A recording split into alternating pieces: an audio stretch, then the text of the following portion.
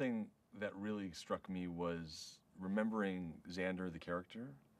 He was sort of a rebel who became a patriot, right? And I thought, oh wow, what an interesting thing to sort of revisit, okay? You have this sort of rebel who is this really unique individual, but at the same time had this sort of sense of patriotism that he sort of gathered over the course of the first film. For me now, to revisit something like that in today's day and age, 15 or 14 years later, that was really exciting to me. And I thought that is something that was the one thing that I really grabbed onto, because I thought if there's any kind of message in this movie, it's about individualism, and you can still be a unique individual, but at the same time, you can still be a patriot. You don't have to conform to what society says you need to be.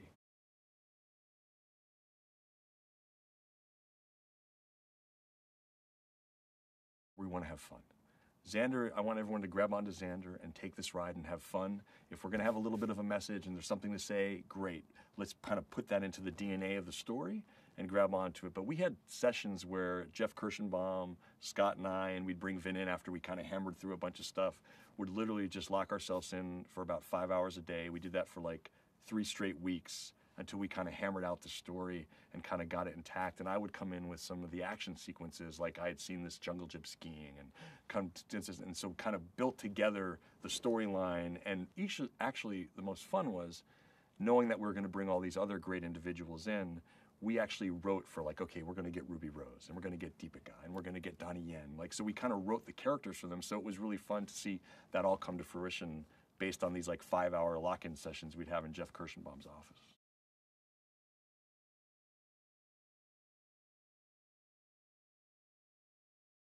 Vin is Xander Cage, and I think the one thing when I first met with Vin and we talked about this was, I told him the thing I loved about Xander was like, I get to see you smile, I get to see you have fun, and I think for me that would be really important to bring that out. And so along the lines, we just sort of, Vin would be in there in the story meetings. I try to show him some concepts and some drawings and some storyboards and kind of whipping out the stories, and he was really, really intricate.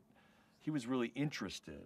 Vin was really interested in really sort of telling about where Xander was, why he was hiding out, how that all sort of, where he's been over all the course of these years, where I was more interested in saying, like, it's great for you to know that as an actor, but I think to reintroduce Xander to a new audience, we should have just enough in there so the people that are true fans of the Xander Cage, the franchise, can understand where you've been, but the new audience members can come to this and see this as a completely new thing. So he was really good as a partner in saying, like, this is what people remember, this is what people love, this is what we did in the first movie, and then I would be kind of on the outside of that and counter him and say, okay, great, so let's take this and put it here. So it was a really fun collaboration working with that. So Vin was very, as far as hiring Russell Carpenter, the cinematographer, and I was always keeping Vin up to date with what I wanted to do, and he was also, as a partner, very supportive.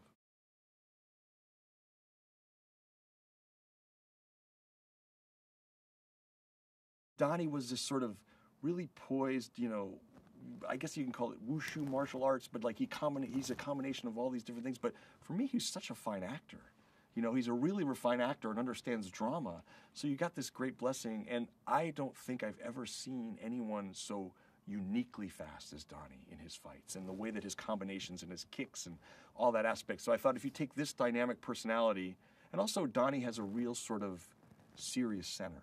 He really is really grounded, very serious. He can have a lot of fun, but he's more of the serious thing. And so thinking he's going to be a foe of Xander at first, I thought what a great sort of maybe initial adversarial relationship these two can have. And sort of, as far as the audience experience goes, you think these two are going to actually head off and face off. And they do in a way, but as it evolves, you realize that they're going to be on the same team.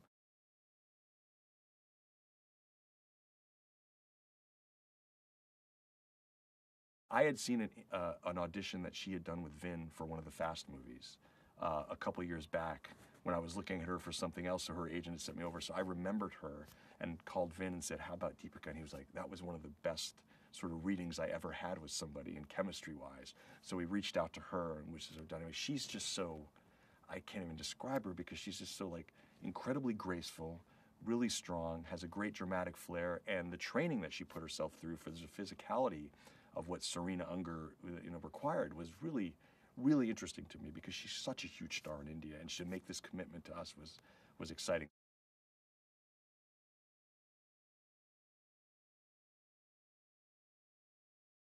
Ruby plays Adele Wolf, who's a sniper, and I kid you not, from the very first phone call I made to her, I had her out in the range maybe 6 hours after she had the job, you know, and she went out and she trained with my friend Mauricio, and she was like, you know, committed to being a great sniper, and she is. I mean, she was like, you know, for 1,000 yards away, putting bullets through playing cards, and she just became like, you know, not so much obsessed like I'm going to be the best sniper ever, but she just wanted everything that she did with the gun to be that. And just to photograph Ruby, you know, there's certain times you're looking through the lens and you're looking at her and you realize there's such an unique thing, that indescribable movie star quality that she has.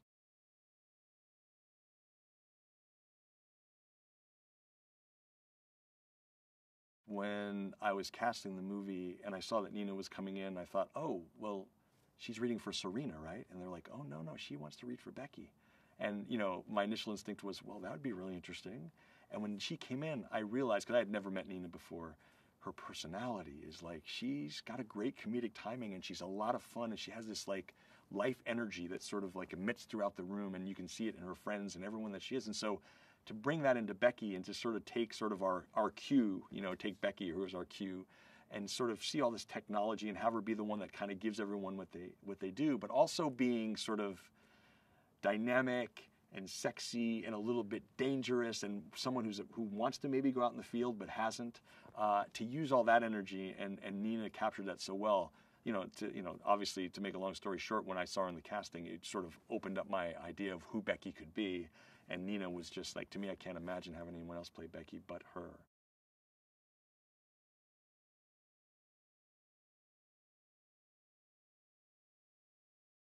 For Toni Collette, it was fun to kind of join and to play in one of these films where she's not, you know, she said, look, I'm not crying, I don't have cancer.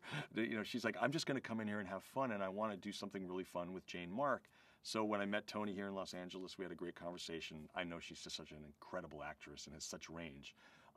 And then we sort of put together who we thought Jane Mark was and how she can portray her and have fun. And it's such a blessing because Toni is just one of those actresses where you literally take one, take two, can just move on.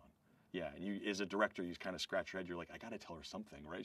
I got to direct her in some way because she's just so solid and so good.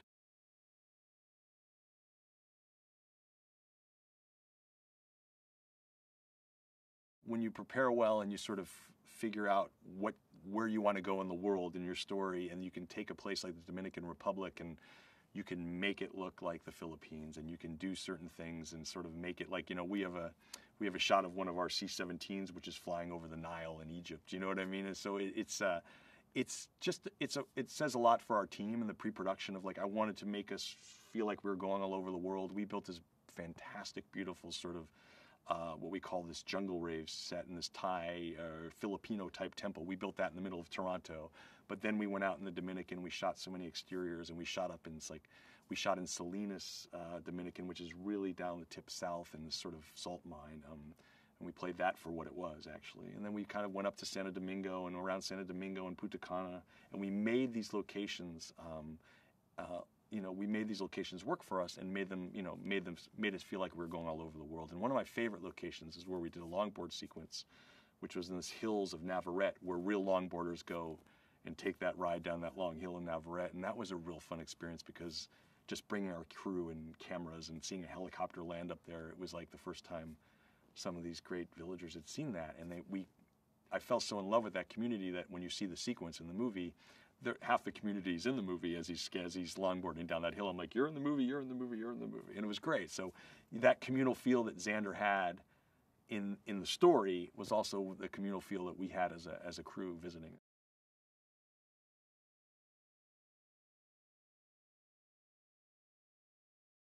When you think you meet Xander on this sort of life-saving mission, when you're being reintroduced to him 15 years later, he's on the top of this tower, and I've always wanted to do a tower jump, sort of free jump in a tower, and then we thought, okay, what if we got this jungle gym skiing? And so he's up on this tower, he snaps in these skis, and he actually comes down, jumps off this tower, which I think is 380 feet high, and skis down through the jungle. So that was sort of the birth of how do we introduce Xander? And then we thought, okay, and then how do we complete that? How do we get him down to that village down in Salinas? And we thought, okay, let's get this longboard sequence, because we had seen some longboarders now, and Vin had sent me some video of some guys going 70 miles an hour on a longboard down the hill in Navarrete, which we actually saw. So that to me was a combination of taking Scott, working with Scott the writer, to make this Xander's introduction. Like, let's take these 3 segments of action and make that as an introduction. So if you're going 70 miles an hour on a longboard down a hill through a community, you're jungle jib skiing in the middle of this jungle, going off rocks and kicking off trees, and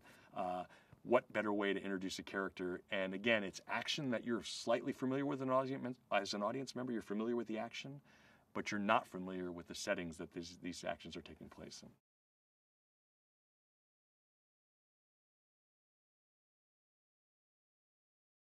The water bike sequence is a great sequence and completely inspired by a man named Robbie Madison, who literally, you know, I watched one of the specials of him getting that motorcycle and to get it work on the lake and to get it working in the ocean. I thought, I want to be the first to put this in a movie.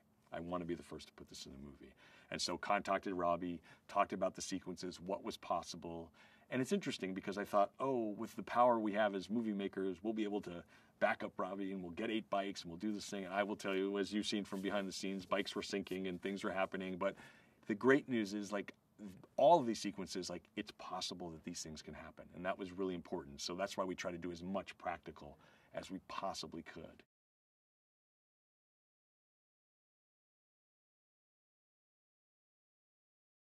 It really celebrates the individual. And it celebrates if you are true to who you are.